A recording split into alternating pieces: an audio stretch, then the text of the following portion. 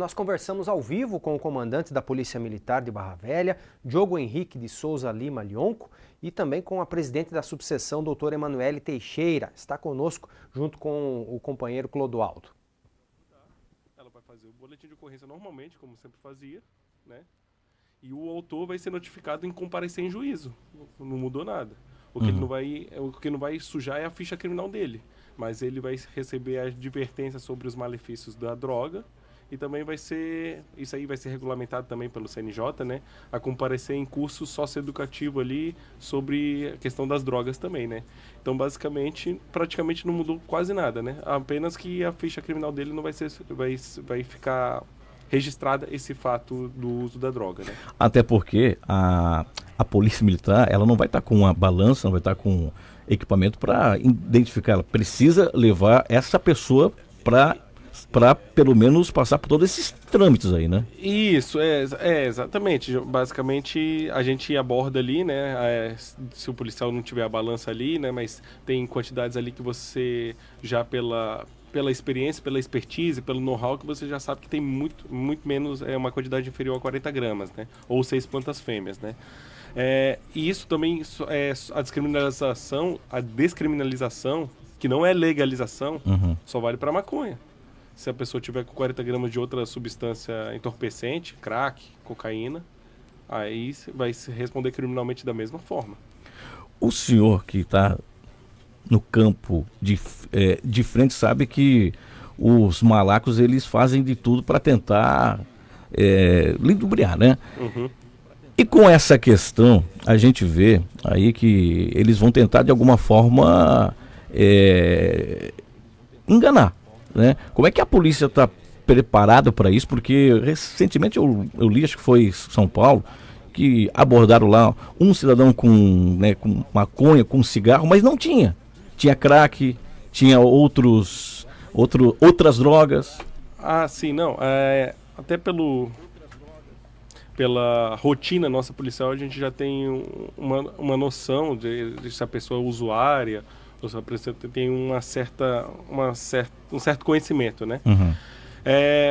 E também não inibe, por exemplo, a pessoa está com menos de 40 gramas, mas isso não pode, às vezes, pode caracterizar o tráfico com outros elementos de prova, por exemplo, a forma de acondicionamento da droga, registros de comercialização, um intenso fluxo de usuários indo e vindo.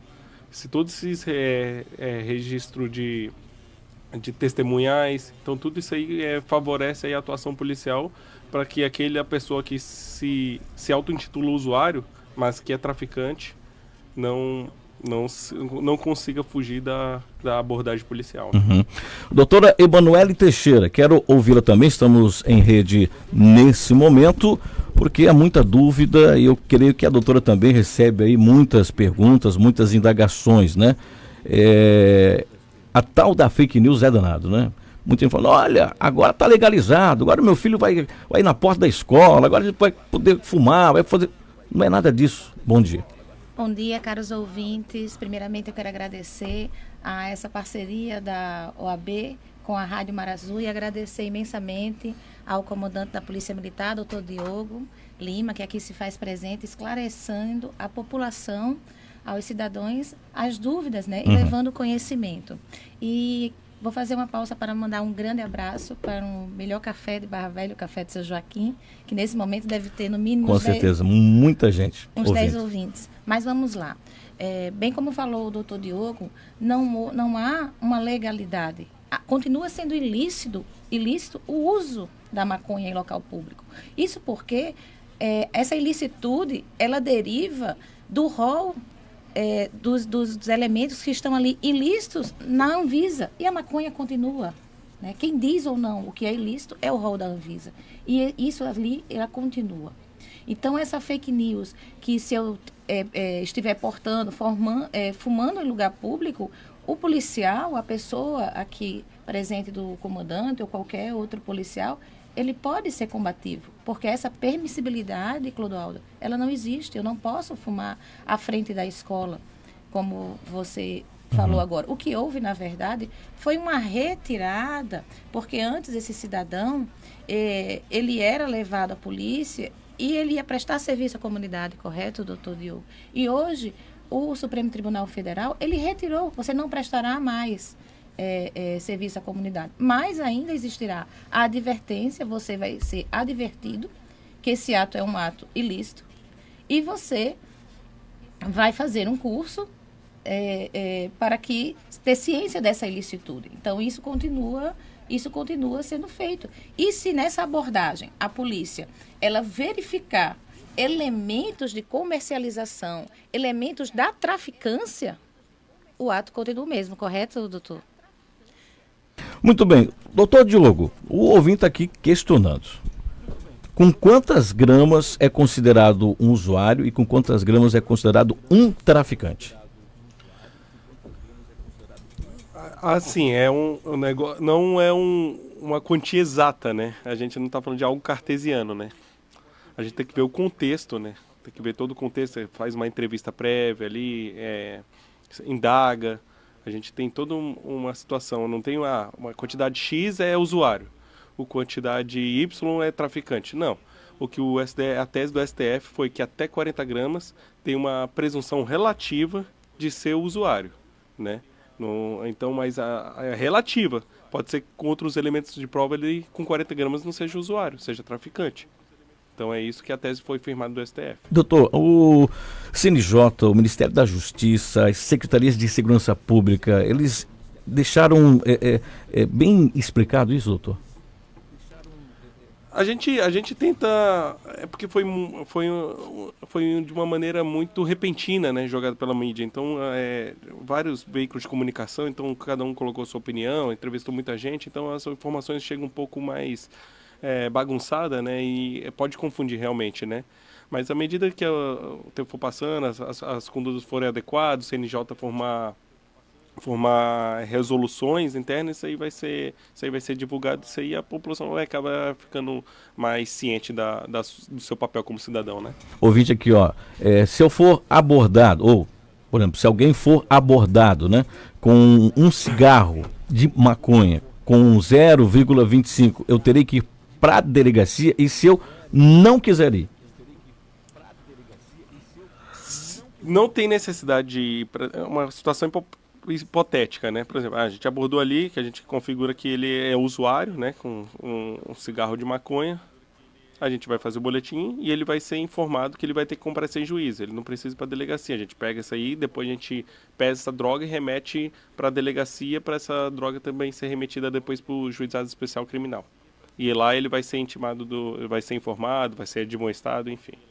Muito bem, tá aí. Então, o ouvinte também participando, sendo inserido aqui nessas dúvidas, né, que é sobre a descriminalização e também a legalização da maconha, que não tem nada a ver, uma coisa a ver com a outra.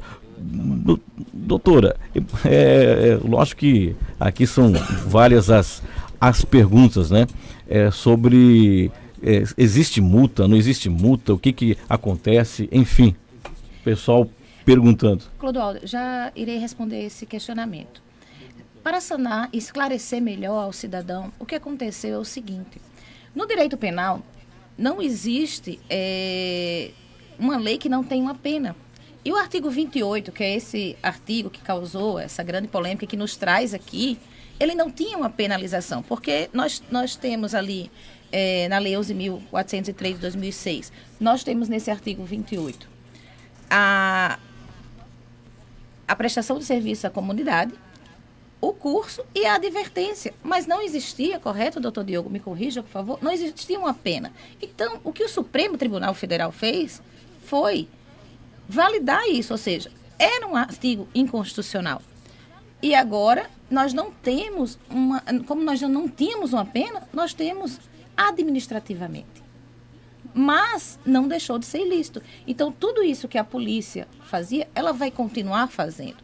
E só somando a resposta do doutor Diogo, ele como militante, como policial, se ele chega aqui e eu tenho inferior a 40 gramas, mas se eu tenho todo o contexto, se eu tenho uma balança de precisão, se eu não tenho uma balança de precisão, mas se eu tenho vários cigarros enrolados, se eu tenho uma maquininha. Uma maquininha. E se visivelmente eu tenho menos de 40 gramas, mas eu tenho todo o contexto que me apresenta e me leva ao artigo 33, que é o artigo do tráfico, e os outros subsequentes, com certeza a polícia poderá sim atuar esse cidadão no artigo 33 do tráfico, correto, doutor Diogo? Então, isso a população tem que ser claro. A quantidade ali inferior a 40 gramas que o Supremo nos apresentou para o usuário, ela consiste, mas caberá ao contexto, ao cenário, e nessa ação a polícia pode sim validar a traficância dentro de um contexto. Aquele cidadão que perguntou ali se ele for abordado na rua. Se ele for abordado na rua e ele tiver com cigarro de 40 gramas, ele vai ser feito o procedimento que o doutor Diogo nos esclareceu. Porém, contudo, todavia, se a polícia já está ali observando, e se eu passei, ele me ofereceu um cigarro, e se você passou, ou seja, se a polícia observa a traficância e não há apenas somente o cigarro, vai para a polícia, né, doutor? Muito bem, são 7h49, o nosso tempo é muito precioso. Doutor, só recapitulando então, para que os nossos ouvintes não tenham dúvida, o procedimento não muda. Não muda, doutor? Não muda. Vai ser lavrado o boletim de qualquer forma, né? Da mesma forma, e a droga vai ser apreendida e ele vai ser informado que vai ser comparecido, que vai ser agendado lá em juízo para ele comparecer no local do juizado especial, né? Criminal. Diga, o que antes a gente lavrava um TC, né? Que era um termo circunstanciado para um fato criminal de menor potencial ofensivo, né? A gente agora só faz o boletim de ocorrência normal, porque no TC, se ele recusasse a ir para a delegacia, no caso, se ele se recusasse a assinar, ele ia ter que ser conduzido para a delegacia. Agora, como a gente faz só o BO, independentemente se ele vai assinar ou não, a droga vai ser apreendida e ele vai ser informado que vai ser para comparecer em juízo. Doutor, depois dessa decisão, a Polícia Militar da região já se deparou com algumas situações assim? Não tenho conhecimento. Uhum. Agora, até nessa semana, não tenho conhecimento de nenhuma ocorrência dessa natureza. Tá certo. Bom, quero agradecer aqui, né, conosco na manhã desta quinta-feira. Eu acho que muito importante esses esclarecimentos para que a gente possa, logicamente, levar ao conhecimento dos nossos ouvintes que estão nos acompanhando e, lógico, vamos ter outros programas para que a gente possa abordar mais. Agradeço aqui ao comandante da Polícia Militar de Barra Velha, o doutor Diogo Henrique de Souza Lima Leão, que também da presidente da subseção, a doutora Emanuele Teixeira. Obrigado e que a gente possa voltar para mais informações e tirar mais dúvidas, né? Nós é que agradecemos, Clodoaldo, a Rede Mar Azul, por esse espaço, por esse momento, para que possamos continuar levando à comunidade todos os esclarecimentos pertinentes ao direito. Doutor? E agradeço imensamente ao comandante por sair do seu serviço. Já está no horário. Abordagem. Obrigado, doutor. Valeu, que agradeço aí. Pode sempre contar com a Polícia Militar.